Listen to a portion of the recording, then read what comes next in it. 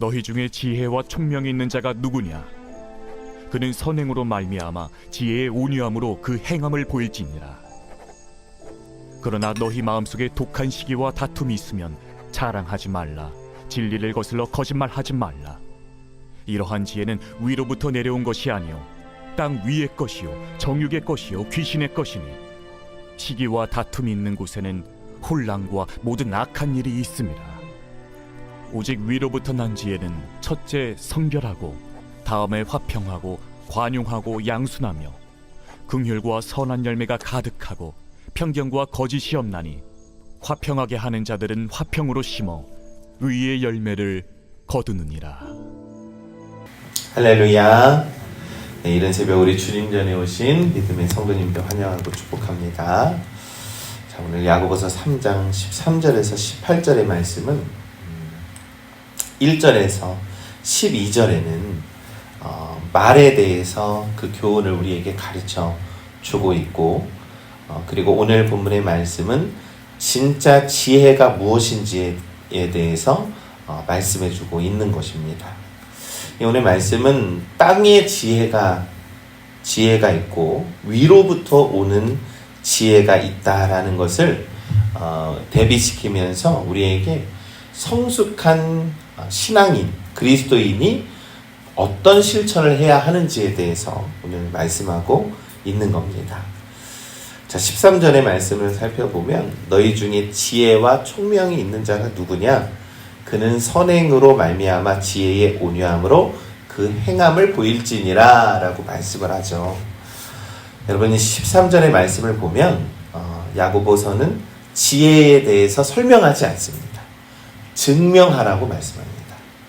참된 지혜는요, 머릿속에 있는 지식이 아니라 삶의 선한 행실로 드러난다라는 겁니다. 이게 진짜 지혜라는 겁니다.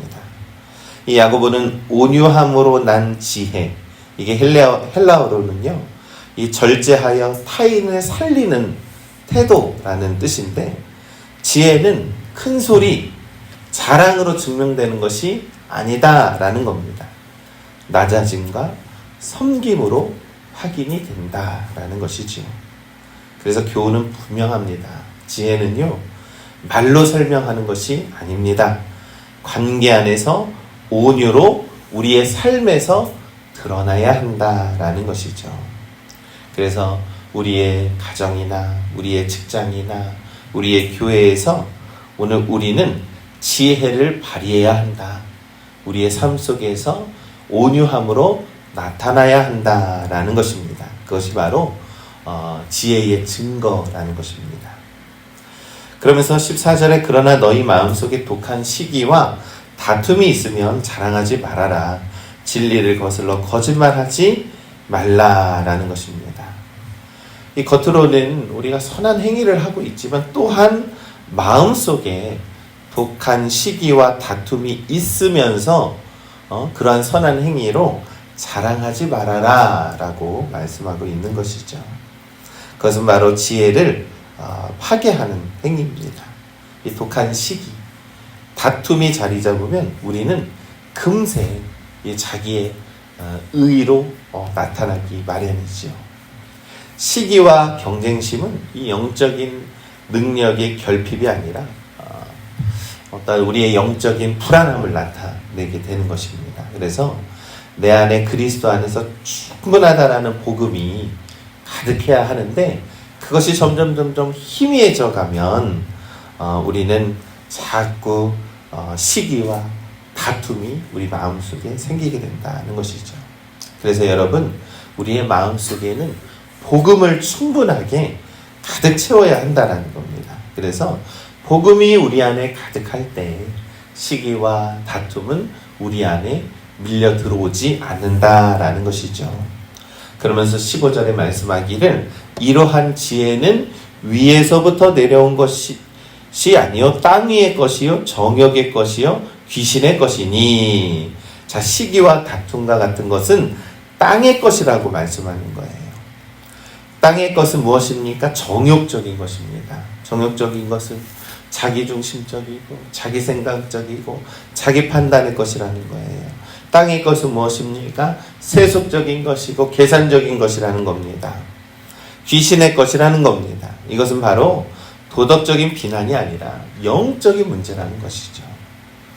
겉으로는 우리가 세상에 사는 그러한 이치가 합리적이고 효율적이라고 말을 하지만 속에는 사랑이 없는 성취욕에 불과하다라는 것이죠. 결국 그러한 것들은요, 우리의 삶에 많은 어려움을 낳게 된다는 것입니다. 여러분, 우리는 때로는 이 세상을 살면서 결과가 좋게 보인다라고 할지라도 하늘의 지혜가 아닌 것이 있다라는 것이죠. 동기와 방법이 사랑을 훼손하면 그 지혜는요, 위가 아니라 땅에 있는 것이다라는 거예요. 여러분, 하나님께서는요, 우리의 생각과 마음과 동기까지도 알고 계시다라는 것을 우리가 꼭 기억해야 합니다. 그래서 결과가 무조건 중요한 것이 아닙니다. 세상은 결과가 좋으면 만사형통이라고 말을 하지만 하나님의 것은요, 하나님의 지혜는 우리의 생각과 마음과 동기까지도 잘 알고 계시기 때문이죠. 16절은 시기와 다툼이 있는 곳에는 혼란과 모든 악한 일이 있습니다 라고 말씀합니다. 여러분, 혼란이 왜 생기는 겁니까? 모든 악한 일이 왜 일어나는 것입니까? 바로 그것은 우리의 무질서한 영 때문에 생긴다라는 것입니다. 여러분, 직장에서나 가정에서나 우리 교회에서나 공동체가 서로 의심하고 비교하고 판단하고 마음의 시기와 다툼이 생기게 되면 무질서한 영이 발휘돼서 그런 모든 것들이 혼란스럽게 된다는 것이죠. 이러한 모든 것은 악한 일이라고 성경은 말씀합니다.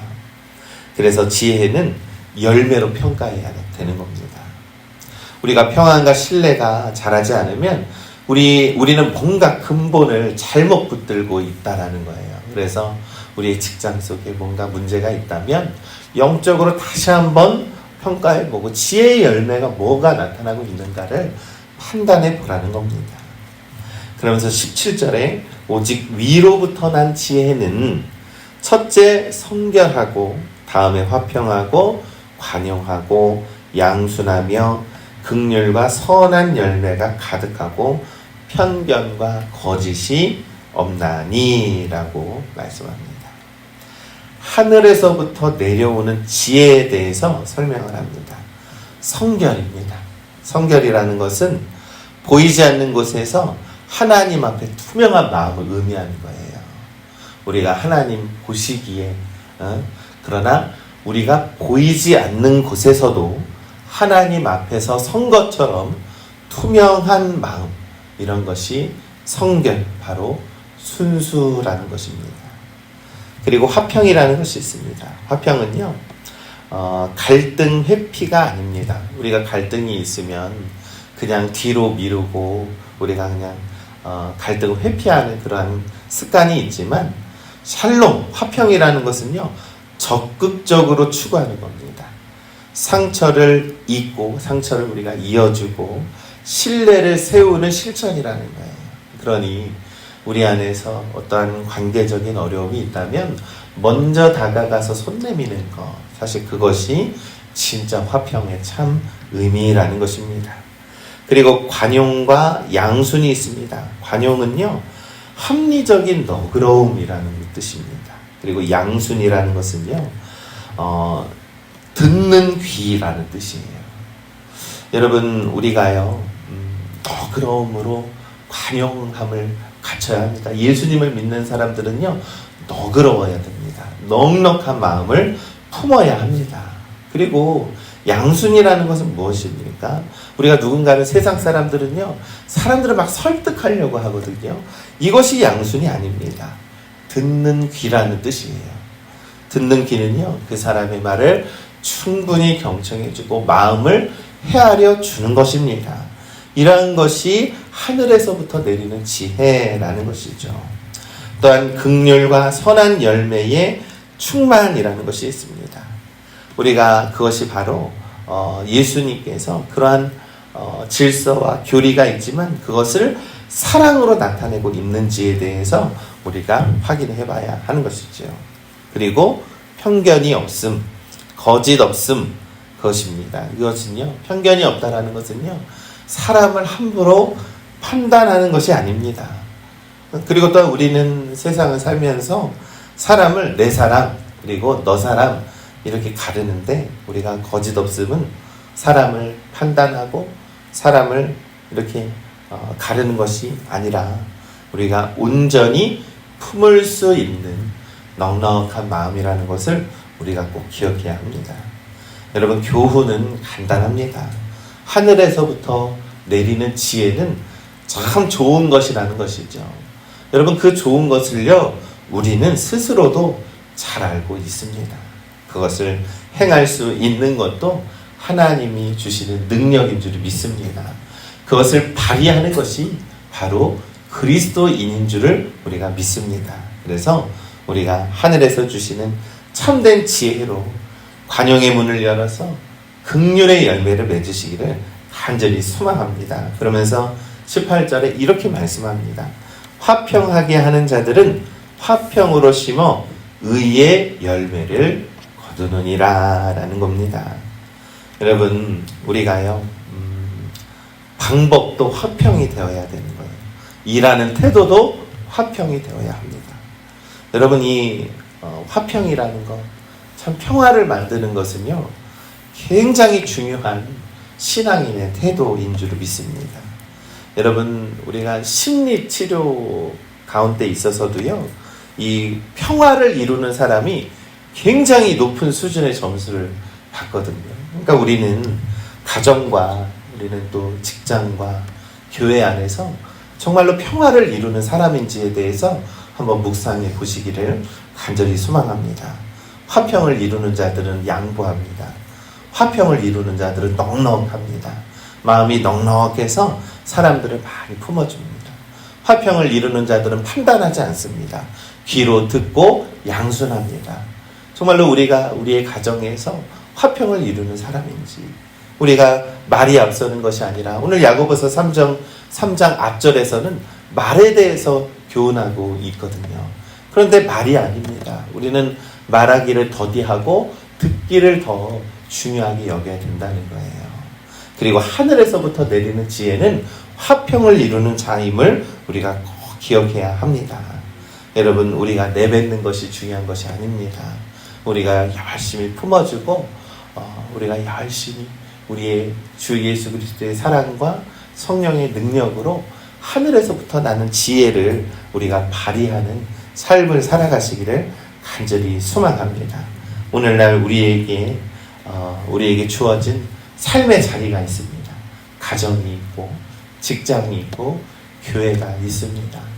우리는 화평을 이루며 위에서부터 오는 지혜, 하늘에서부터 내려주는 지혜가 무엇인지 오늘 한번 깊이 묵상해 보시면서 의의 열매를 맺으면서 하나님께 영광 돌리는 그런 우리 믿음의 성도님들 되시기를 간절히 소망합니다. 우리 오늘 삶에 있어서 여러 가지 문제들도 분명히 있죠. 그러나 화평을 이루시기를 간절히 소망합니다. 그래서 오늘 이 말씀이 우리의 삶의 능력이 되시기를 우리 주님의 이름으로 간절히 축원합니다.